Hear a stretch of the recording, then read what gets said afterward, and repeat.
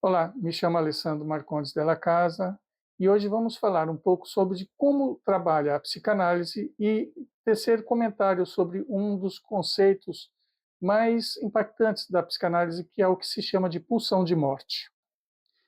A teoria psicanalítica sempre se dedicou a explorar as forças invisíveis que moldam o comportamento humano, muitas vezes revelando dimensões surpreendentes da vida psíquica. Entre estas ideias, poucas causaram tanto impacto e tanta inquietação quanto a noção de que não somos movidos apenas pelos desejos de viver, criar e buscar prazer. Há, segundo Freud, algo mais profundo e paradoxal operando em nós, uma força que desafia nossa compreensão intuitiva sobre o que significa existir.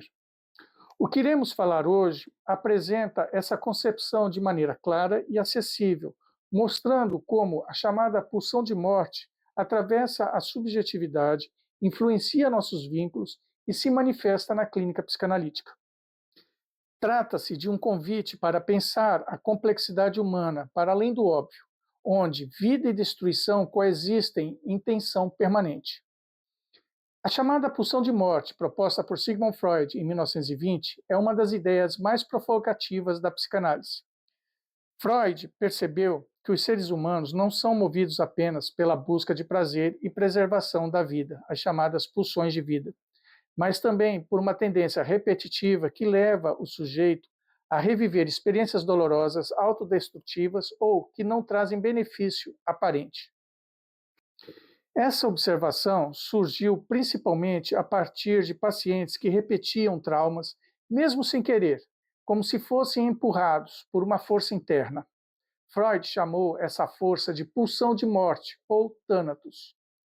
Ela não significa um desejo consciente de morrer, mas uma tendência inconsciente a retornar a um estado anterior de vida, um estado de ausência total de tensão, de completa quietude. Na prática, essa pulsão se manifesta em comportamentos de sabotagem, agressividade, compulsões repetitivas e padrões que parecem ir contra o próprio bem-estar do indivíduo. É como se houvesse um conflito permanente entre o impulso de viver e criar e o impulso de desfazer, destruir ou retornar ao zero. A teoria também sugere que a pulsão de morte não se dirige apenas para dentro do indivíduo. Muitas vezes, ela é projetada para fora, aparecendo como agressividade, violência ou hostilidade contra o mundo. Assim, a vida psíquica seria um equilíbrio instável entre eros, pulsão de vida, e thanatos, pulsão de morte. Essa tensão explica por que os seres humanos podem ser tão criativos e amorosos, mas também destrutivos e repetitivos. Freud não via isso como pessimismo, mas como uma tentativa de compreender a complexidade da condição humana. Na clínica psicanalítica, a pulsão de morte aparece como uma força que empurra o sujeito para repetições dolorosas, autossabotagens e modos de existir que parecem ir contra o próprio bem-estar. O trabalho do analista não é eliminar essa pulsão, mas escutar como ela se manifesta na história singular de cada pessoa, nos vínculos, nas suas escolhas e nos seus sintomas. Em vez de tratar a pulsão de morte como algo patológico em si, a psicanálise tenta compreender o sentido inconsciente dessas repetições e como elas se articulam com o desejo, o trauma e a forma como o sujeito se constituiu.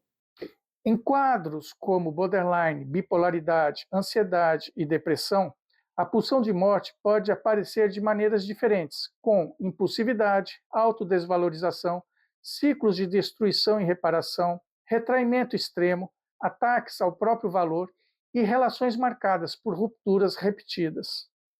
A psicanálise não reduz esses fenômenos a um rótulo diagnóstico. Ela busca entender como cada sujeito vive essas forças internas, como elas se organizam na sua fantasia e como se repetem nas relações, inclusive na relação transferencial com o analista. É nesse espaço que o sofrimento pode ser simbolizado, nomeado e transformado.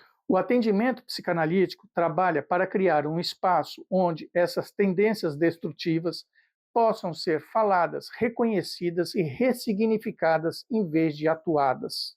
A pulsão de morte quando acolhida e interpretada, deixa de ser apenas uma força de repetição e pode se transformar em algo que o sujeito compreende e reescreve na própria história. Assim, o tratamento não busca curar a pulsão de morte, mas dar-lhe um destino menos devastador, permitindo que o sujeito encontre modos mais vivos e criativos de lidar com o que antes aparecia como uma pura destruição. Se você gostou do vídeo, compartilhe, dê o like e nos siga nas próximas publicações.